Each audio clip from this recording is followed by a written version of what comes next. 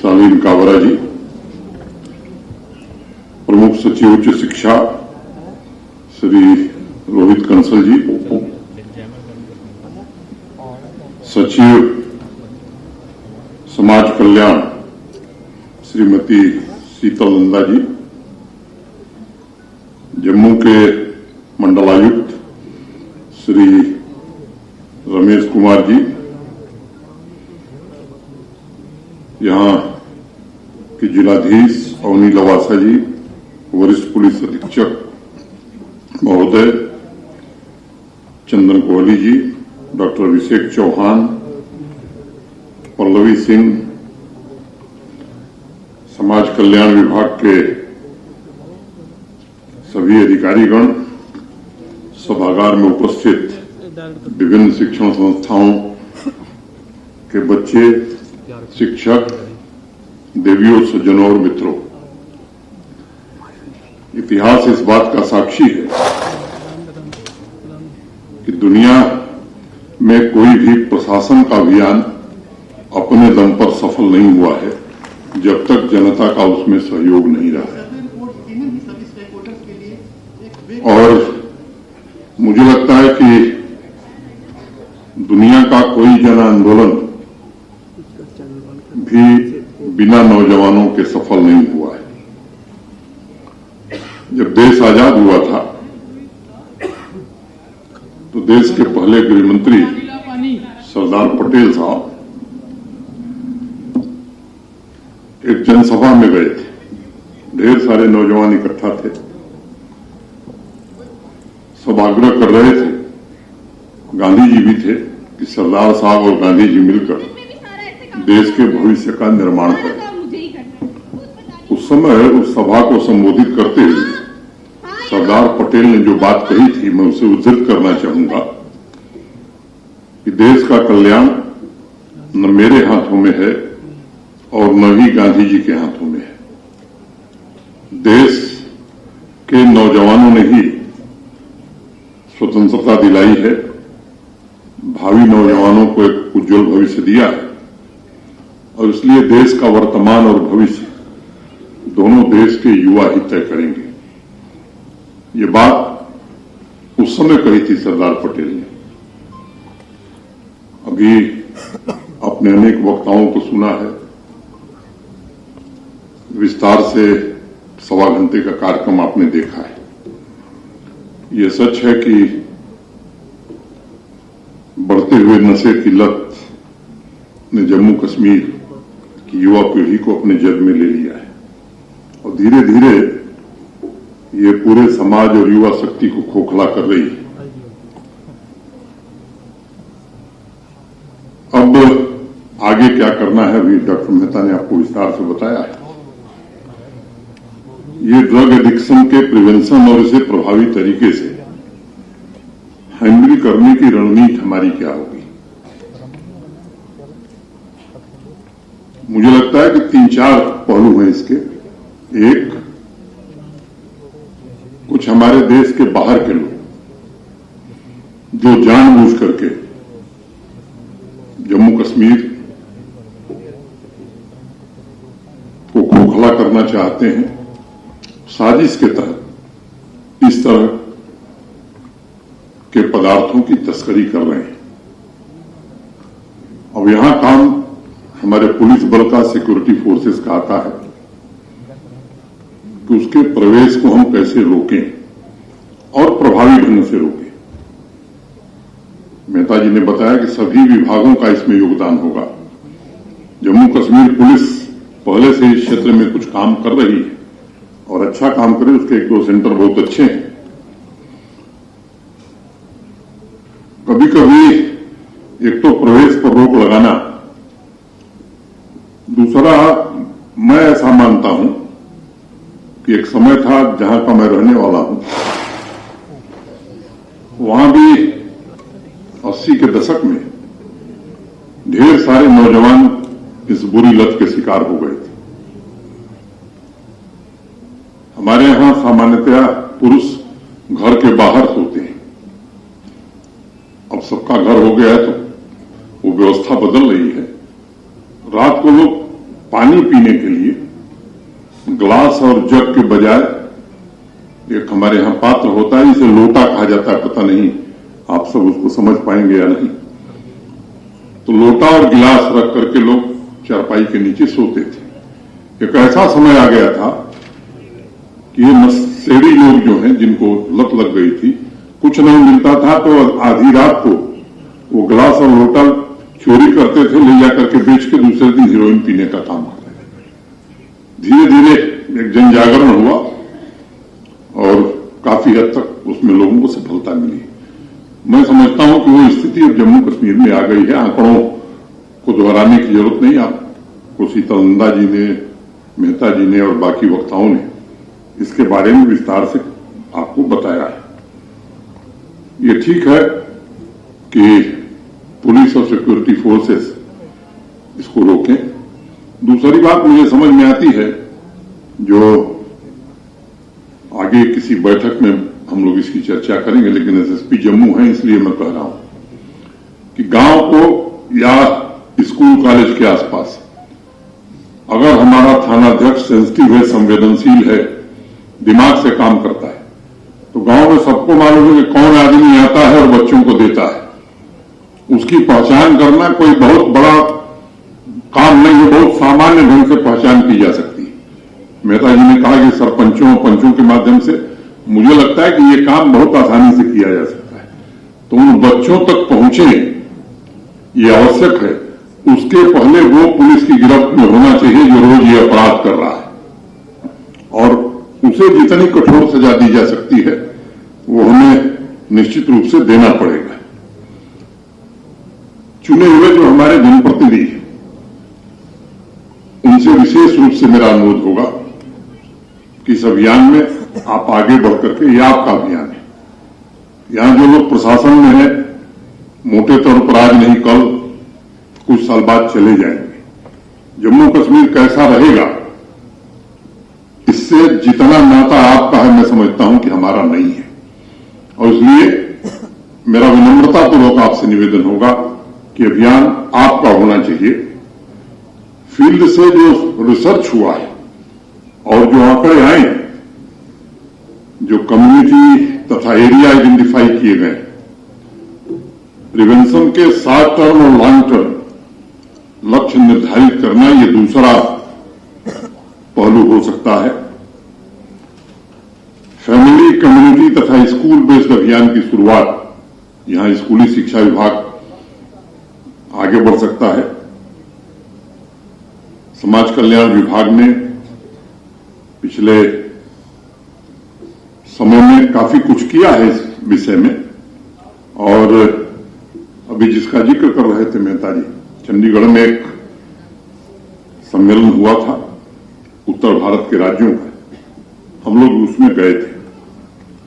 जम्मू कश्मीर को वहां बेहतरीन प्रदर्शन के लिए सेकेंड रैंक का अवार्ड हासिल हुआ। समाज कल्याण विभाग की मैं तारीफ करता हूं,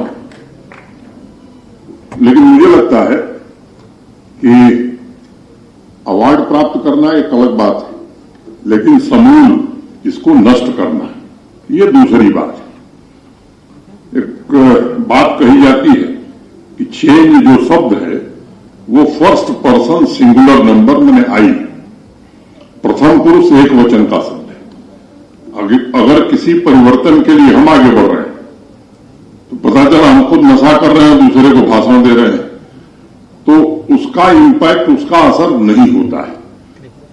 तो मेरा सबसे निवेदन होगा कि ये समस्या इतनी गहरी हो गई है कि अब अगर हम नहीं चेते तो मुझे लगता है कि आने वाली पीढ़ियां हमें माफ नहीं करेंगी।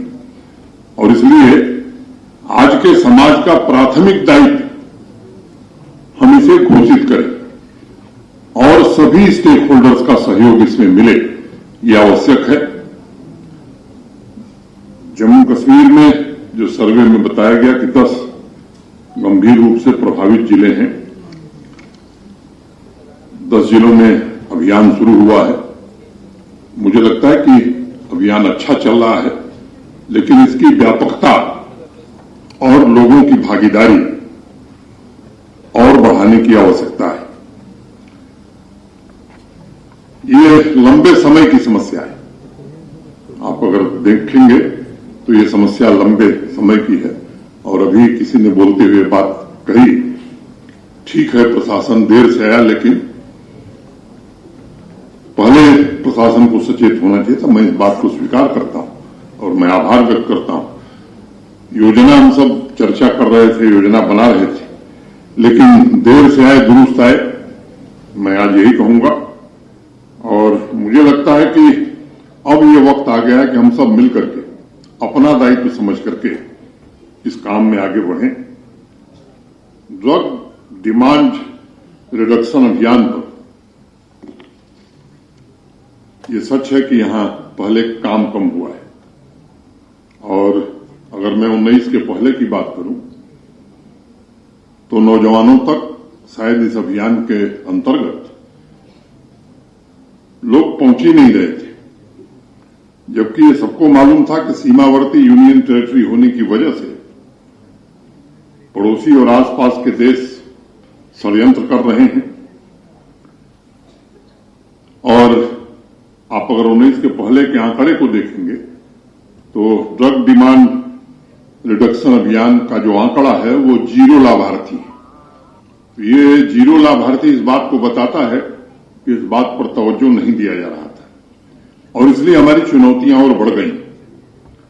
मैंने पहले कहा कि ड्रग ट्रैफिकिंग का एक बड़ा भारी नेटवर्क प्रभावी तरीके से काम कर रहा है। उसको काउंटर करने की कोशिश हो रही है और इसके कारण समाज में जो जहर फैल रहा है, अब इसे रोकना ये दोहरी जिम्मेदारी है। यहां स्वयंसेवी संस्थाओं के लोग हैं, डॉक्टर्स हैं, विभिन्न सामाजिक संगठनों के और समाज के हर वर्ग के प्रतिनिधि हैं। मैं आपसे फिर ये बात दोहराना चाहता हूं जो हमारे मुख्य सचिव ने कही कि सरकार अकेले इससे नहीं लड़ सकती। आपको भी हमारे साथ खड़ा होना होगा और मैं कहूं कि आपको आगे चलना होगा। सरकार आपके साथ कदम ताल करने के लिए तैयार है।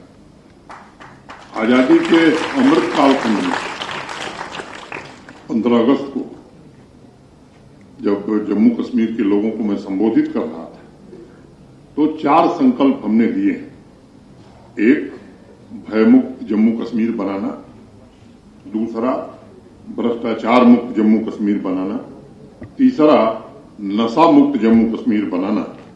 और चौथा, रोजगार युक्त जम्मू कश्मीर बनाना। और इन चारों संकल्पों पर दृढ़ता के साथ, प्रतिबद्धता के साथ और पूरी क्षमता के साथ हम सब काम करेंगे। आइए आप हमारे साथ, हम आपको भरोसा देते हैं कि प्रशासन की तरफ से हम कोई कमी नहीं होने देंगे। इन चारों संकल्पों की सिद्धि का एक ही रास्ता है, जन भागीदारी। जनता के सहयोग से ही समाज में फैले हुए इस कैंसर का इलाज किया जा सकता है। अभी जो प्रेजेंटेशन आपने देखा है, जम्मू संभाग के 4 जिले जहां युवा शक्ति की सफलता का भी पुराना इतिहास रहा है, लेकिन ये चारों जिले डोडा, किश्तवाड़, पुंछ, राजौरी ये नशे से प्रभावित जिलों की श्रेणी में है। मैं ये नहीं कह रहा हूं कि 4 के अलावा नहीं है, 4 के अलावा भी है, लेकिन ये 4 शीर्ष पर आ रहे हैं। और इसलिए पुलिस के जो आंकड़े बता रहे हैं, जम्मू संभाग से हर साल 1000 ड्रग ट्रैफिकर्स गिरफ्तार किए जा रहे हैं। इसमें से ज्यादातर ट्रैफिकर्स पहले ड्रग एडिक्ट थे। पुलिस तथा एंटी नारकोटिक्स फोर्स ने ड्रग ट्रैफिकिंग के खिलाफ जो नीति अपनाई है, जो अभियान शुरू किया है, ड्रग डीलर्स और ड्रग ट्रैफिकर्स के पूरे नेटवर्क को कैसे ध्वस्त किया जाए, इसकी मुकम्मल योजना बनाई गई है। मैं उम्मीद करता हूं कि उस मुकम्मल योजना पर काम किया जाएगा। प्रधानमंत्री आदरणीय नरेंद्र मोदी जी के नेतृत्व में जम्मू कश्मीर अब आत्मविश्वास और अपनी पूरी क्षमता से निर्णय भी करता है, उसे क्रियान्वित भी करता है। पड़ोसी के कुत्सित प्रयासों को विफल करने के लिए हमारे सुरक्षा बलों के जवान, पुलिस हो, आर्मी हो, सीएपीएफ के जवान दृढ़ता से काम कर रहे हैं। और पिछले कुछ महीनों में जो सीजर हुए हैं वो इस बात का प्रमाण है कि पहले की तुलना में हमारी रणनीति काफी प्रभावी है, लेकिन अभी उसमें भी बहुत ज्यादा सुधार की आवश्यकता है। अब मुझे लगता है कि उतनी ही दृढ़ता के साथ हमें एक जन आंदोलन, इस जन आंदोलन को तीव्र करना होगा। ड्रग से रिकवर बच्चों की जुबानी हमने सुनी है, उनके घातक परिणामों के बारे में हमने जाना है। पल्लवी तथा डॉक्टर अभिषेक चौहान की बातों को भी मैं गौर से सुन रहा था। इसमें कोई शक नहीं है कि नशा पूरे समाज को अपाहिज बना देता है, निकम्मा बनाता है। समाज उस ऊर्जा शक्ति से वंचित हो जाता है जो उसके लिए प्रोडक्टिव हो सकती है। विकास को भी अवरुद्ध ये करता है और समाज में दीमक की तरह हर एक नागरिक को खोखला बनाता है। तो साइंटिफिक तरीके से हम इसमें रिसर्च क्या कर सकते हैं? सेक्रेटरी हमारी शीतल नंदा जी, उनकी टीम ने 10 प्रभावित जिलों में, जैसा बताया उन्होंने, institute of mental health and neuro sciences के सहयोग से सर्वे के द्वारा ड्रग एडिक्ट्स और उनमें प्रचलित नशे की जानकारी इकट्ठा की है। संख्या इससे ज्यादा है ऐसा अनुमान है। 1764 गांव में 1652 एजुकेशनल इंस्टीट्यूशंस तक पहुंचकर अभियान चलाया गया है।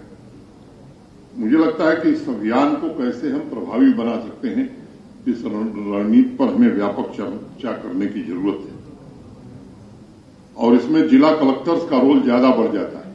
मुझे लगता है कि एक तो समाज कल्याण विभाग, जिला प्रशासन, स्वयंसेवी संस्थाएं और कम्युनिटी लीडर्स, इनको हम कैसे इंगेज करके एक साथ आगे बढ़ सकते हैं, ये इन्फ्लुएंसर्स का काम करेंगे।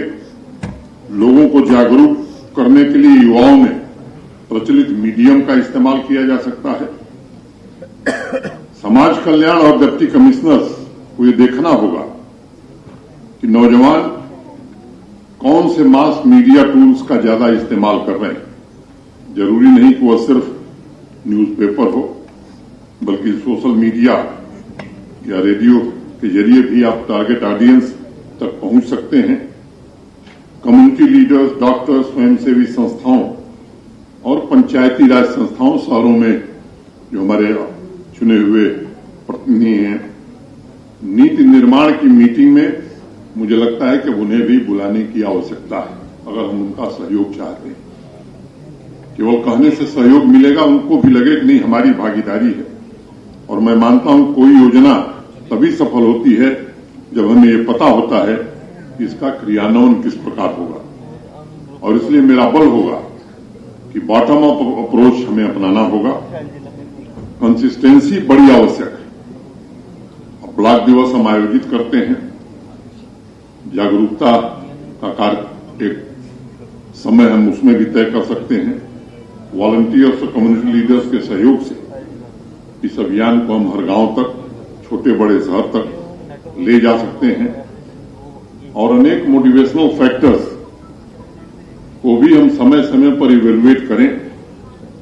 पारदर्शी तथा निष्पक्ष तरीके से अभियान के इम्पैक्ट को भी इवेल्युएट करना, ये बड़ा आवश्यक है।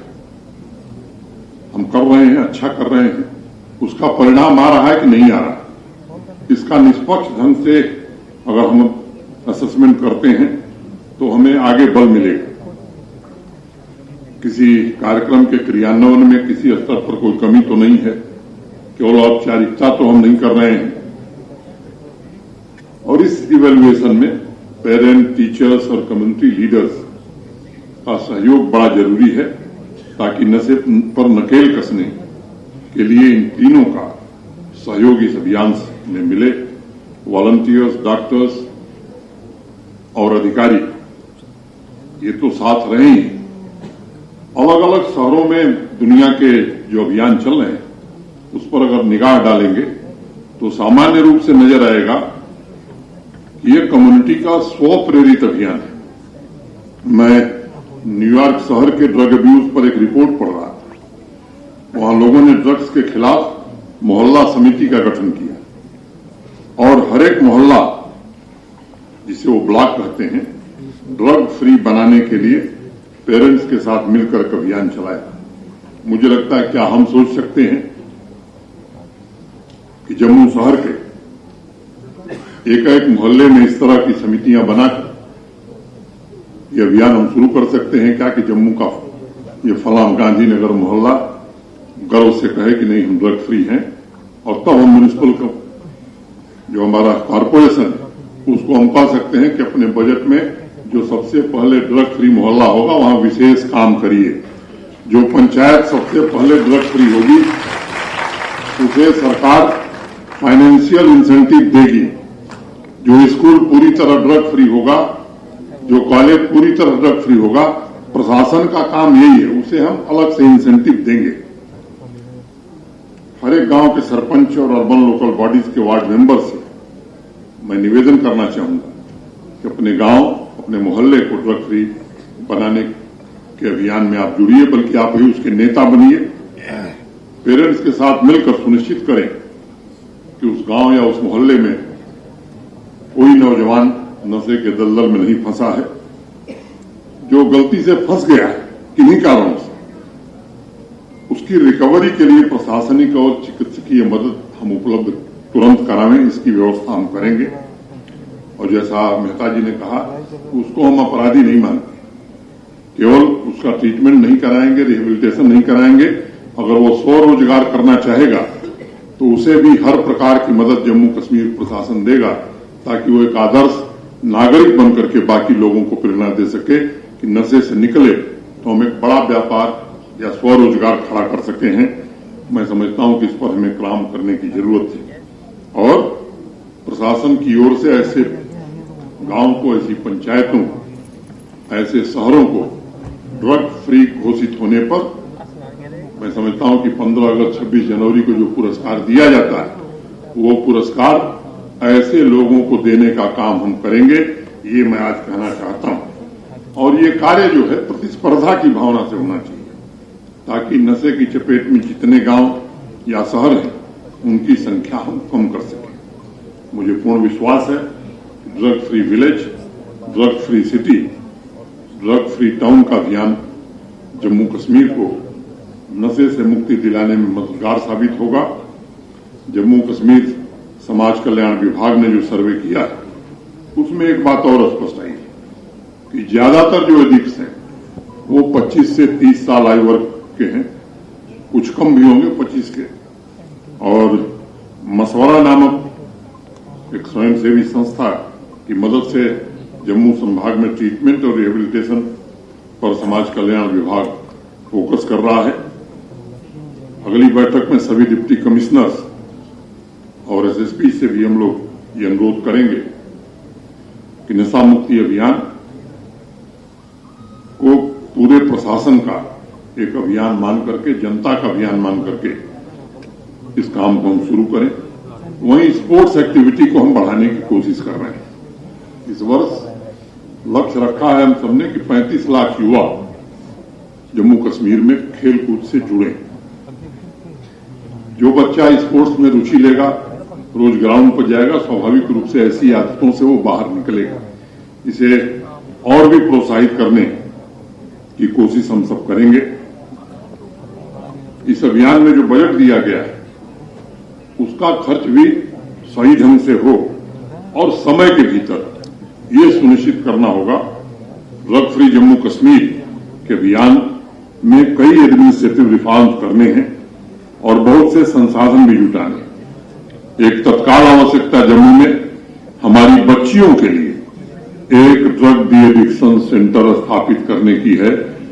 मैं शीतलंदा जी से आग्रह करूंगा कि एक बच्चियों के लिए या महिलाओं के लिए अलग से सेंटर हमें बनाने की जरूरत है और जल्दी से जल्दी उसे फंक्शनल करने की आवश्यकता है। मेहता जी ने भी बताया कि सभी जिलों में एक केंद्र हम आने वाले समय में बनाएंगे। इस बदलाव से बचाने के लिए जुवेनाइल सेंटर में जो काम हो रहे हैं समाज कल्याण विभाग में, हमारी कोशिश होनी चाहिए कि प्लानिंग से लेकर इम्प्लीमेंटेशन तक की प्रक्रिया ये समय सीमा के भीतर हम पूरी करें और इंटीग्रेटेड रिहेबिलिटेशन सेंटर को भी हमें प्रभावी बनाना होगा। उनकी संख्या भी बढ़ानी होगी, उनकी क्षमता भी बढ़ानी होगी। मुझे लगता है कि ड्रग अब्यूज पैटर्न का सर्वे इस बात का भी इशारा करता है कि हमें सभी स्टेक होल्डर्स को शक्ति संपन्न बनाना होगा। प्रशासन, संसाधन, जरूरी ट्रेनिंग प्रदान करने के लिए प्रशासन पूरी तरह प्रतिबद्ध है। मैं हर एक नागरिक से इस अभियान में सहयोग करने की अपेक्षा रखता हूं, अनुरोध करता हूं। और इससे हट करके एक बात कह के अपनी बात खत्म करूंगा। मित्रों, पिछले दिनों सर्विस सिलेक्शन बोर्ड की 3 परीक्षाओं को हमें निरस्त करना पड़ा। एक सब इंस्पेक्टर की, एक जूनियर इंजीनियर की, फाइनेंशियल असिस्टेंट या अकाउंट असिस्टेंट्स की। शिकायतें आई थी। एक उच्च स्तरीय समिति एडिशनल चीफ सेक्रेटरी जो होम है उनकी अध्यक्षता में बनी थी। जांच में पर्याप्त प्रमाण पाए गए कि इसमें गड़बड़ी की गई है। अभी तक जितनी नियुक्तियां हुई हैं पूरी पारदर्शी तरीके से हुई, कोई और आधार नहीं रहा है। योग्यता के आधार पर ही लोगों को नौकरी मिली है। वो जमाना लग गया जब जम्मू कश्मीर में दुकान पर नौकरी मिला करती थी, कुछ लोगों को नौकरी दिया करते थे। और जब ये शिकायत आई, जांच कराई गई और प्रमाण मिले तो उन तीनों परीक्षाओं को निरस्त किया गया है और जांच सीबीआई को दी गई है। मैं आप सबको ये बात कहना चाहता हूं कि जांच इसीलिए सीबीआई को दी गई है कि जिन लोगों ने हिमाकत की हमारे युवा बच्चों का भविष्य बिगाड़ने, हमारी पीढ़ी को गुमराह करने, वो तो जेल के सलाखों के पीछे होंगे। कानून अपना काम करेगा। कठोर से कठोर सजा उन्हें मिले।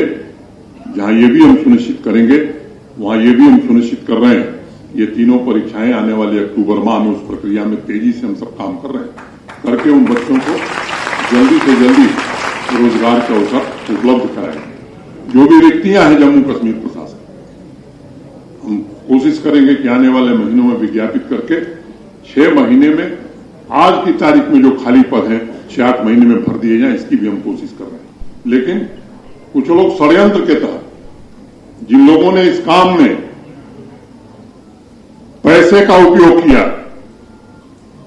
जो लोग इसके पीछे रहे, वो अनावश्यक नौजवानों को गुमराह करने की कोशिश कर रहे हैं। मैं जम्मू कश्मीर के नौजवानों को भरोसा देना चाहता हूं कि दुनिया की कोई ताकत जम्मू कश्मीर में बेईमानी नहीं करा सकती है। जिसको योग्यता है, जिसको मेरिट है, उसे नौकरी मिलेगी। ये नेक स्वार्थी लोग जो चाहते हैं कि पहले वाला जमाना फिर आ जाए, योग्यता को, मेरिट को फिर से नकारा जाए, मैं आपसे निवेदन करना चाहता हूं नौजवान मित्रों, यहां से जाओ तो जहां नशे के खिलाफ अभियान चलाना है, वहीं इन लोगों के खिलाफ भी अपने घरों में जाकर के कहो कि ये कुछ लोग हैं, कुछ चंद लोग हैं जो इसके आदी रहे हैं कि घर बैठे बिना पढ़े नौकरी पाते रहे हैं। फिर वही व्यवस्था ये लाना चाहते हैं। जब तक मनोज सिन्हा है, जब तक नरेंद्र मोदी की सरकार ये व्यवस्था नहीं आ सकती है। यही भरोसा देकर मैं अपनी बात समाप्त करता हूं। धन्यवाद। जय भारत।